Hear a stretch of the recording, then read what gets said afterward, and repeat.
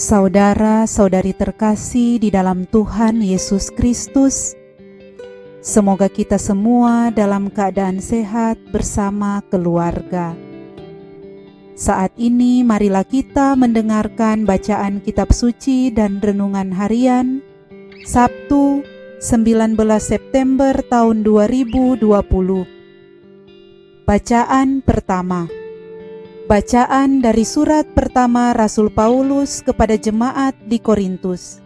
Saudara-saudara, mungkin ada orang bertanya, bagaimanakah orang mati dibangkitkan? Dan dengan tubuh apa mereka akan datang kembali? Hai orang bodoh, benih yang kau taburkan tidak akan tumbuh dan hidup jika tidak mati dahulu. Dan yang kau taburkan itu bukanlah rupa tanaman yang akan tumbuh, melainkan biji yang tidak berkulit, umpamanya biji gandum atau biji lain. Demikian pula lah halnya dengan kebangkitan orang mati. Ditaburkan dalam kebinasaan, dibangkitkan dalam ketidakbinasaan. Ditaburkan dalam kehinaan, dibangkitkan dalam kemuliaan. Ditaburkan dalam kelemahan, dibangkitkan dalam kekuatan. Yang ditaburkan adalah tubuh alamiah, yang dibangkitkan adalah tubuh rohaniah. Jika ada tubuh alamiah, maka ada pula tubuh rohaniah.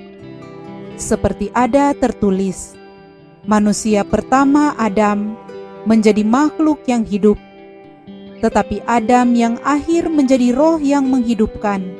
Tetapi yang mula-mula datang bukanlah yang rohania, melainkan yang alamiah. Barulah kemudian yang rohania. Manusia pertama berasal dari debu tanah dan bersifat jasmani. Manusia kedua berasal dari surga.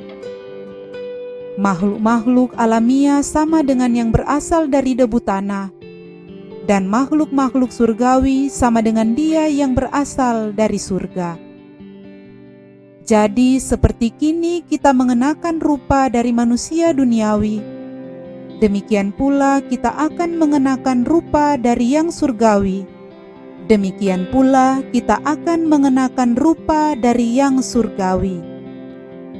Demikianlah sabda Tuhan.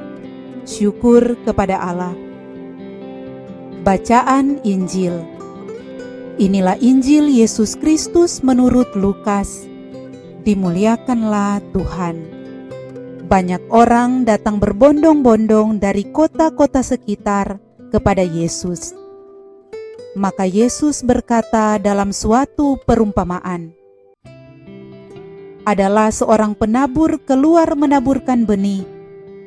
Waktu ia menabur, sebagian benih itu jatuh di pinggir jalan, lalu diinjak-injak orang dan dimakan burung-burung di udara sampai habis. Sebagian jatuh di tanah yang berbatu-batu dan tumbuh sebentar, lalu layu karena tidak mendapat air. Sebagian lagi jatuh di tengah semak duri, sehingga terhimpit sampai mati oleh semak-semak yang tumbuh bersama-sama. Dan sebagian jatuh di tanah yang baik, lalu tumbuh dan berbuah 100 kali lipat. Sesudah itu Yesus berseru, barang siapa mempunyai telinga untuk mendengar, hendaklah mendengar. Para murid menanyakan kepada Yesus maksud perumpamaan itu. Yesus menjawab, kalian diberi kurnia mengetahui rahasia kerajaan Allah, tetapi hal itu diwartakan kepada orang lain dalam perumpamaan, supaya sekalipun memandang mereka tidak melihat, dan sekalipun mendengar mereka tidak mengerti. Inilah arti perumpamaan itu. Benih itu ialah sabda Allah. Yang jatuh di pinggir jalan ialah orang yang telah mendengarnya. Kemudian datanglah iblis, lalu mengambil sabda itu dari dalam hati mereka, supaya mereka jangan percaya dan diselamatkan. Yang jatuh di tanah yang berbatu-batu ialah orang setelah mendengar sabda itu, menerimanya dengan gembira, tetapi mereka tidak berakar. Mereka hanya percaya sebentar saja, dan dalam masa pencobaan mereka murtad. Yang jatuh dalam semak duri ialah orang yang mendengar sabda itu, dan dalam pertumbuhan selanjutnya mereka terhimpit oleh kekhawatiran, kekayaan, dan kenikmatan hidup, sehingga tidak menghasilkan buah yang matang. Yang jatuh di tanah yang baik ialah orang yang mendengar sabda itu dan menyimpannya dalam hati yang baik dan menghasilkan buah dalam ketekunan. Demikianlah Injil Tuhan.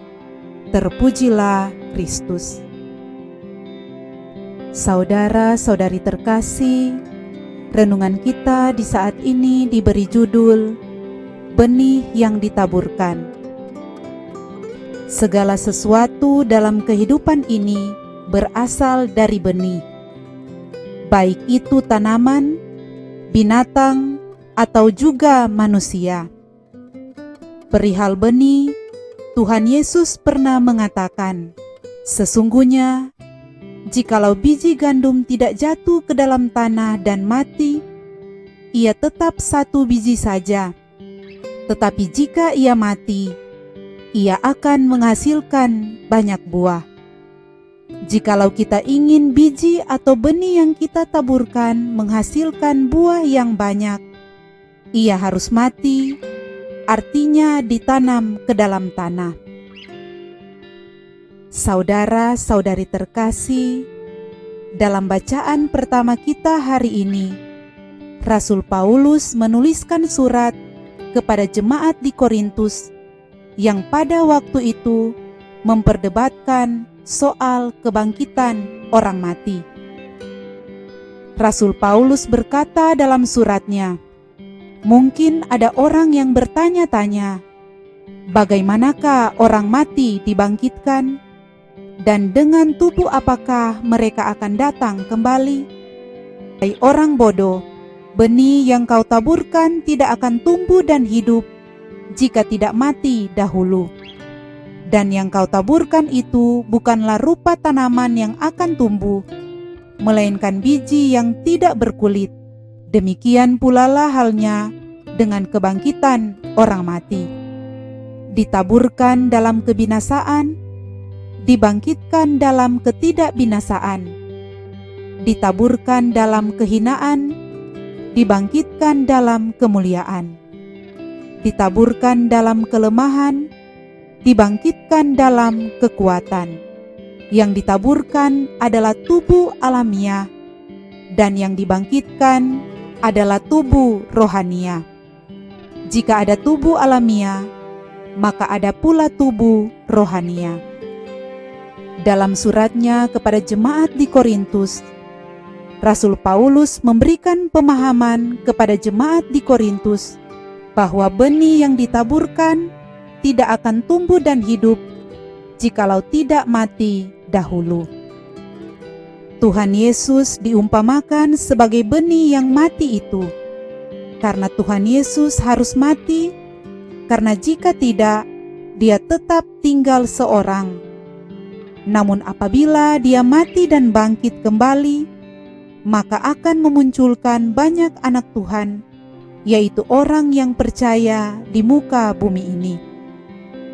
Saudara-saudari terkasih, senada dengan Injil hari ini yang mengisahkan tentang benih yang ditaburkan di tanah, firman Tuhan adalah benih yang ditaburkan itu, yang ditaburkan dalam hati setiap manusia. Jika benih firman itu jatuh di tanah yang baik, tentunya akan bertumbuh dengan baik dan pada akhirnya menghasilkan buah yang lebat.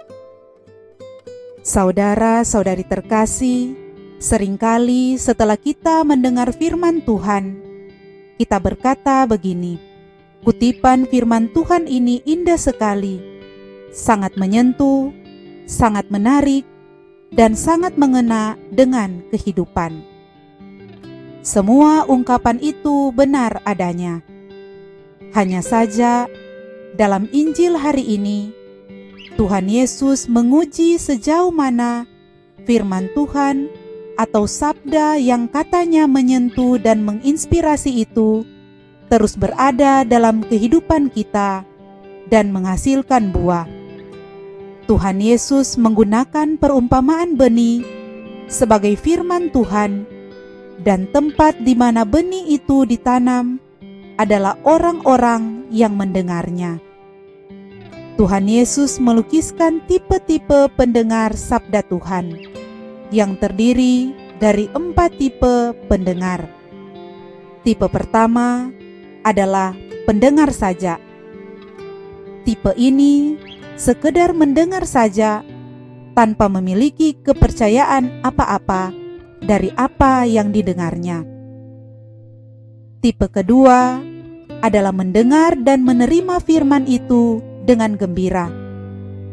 Orang yang termasuk tipe kedua ini mudah tersentuh, terinspirasi, namun tidak bertahan lama, tidak berakar, namun hanya percaya sebentar saja, sehingga ketika cobaan datang, ia jatuh lagi ke dalam dosa yang sama.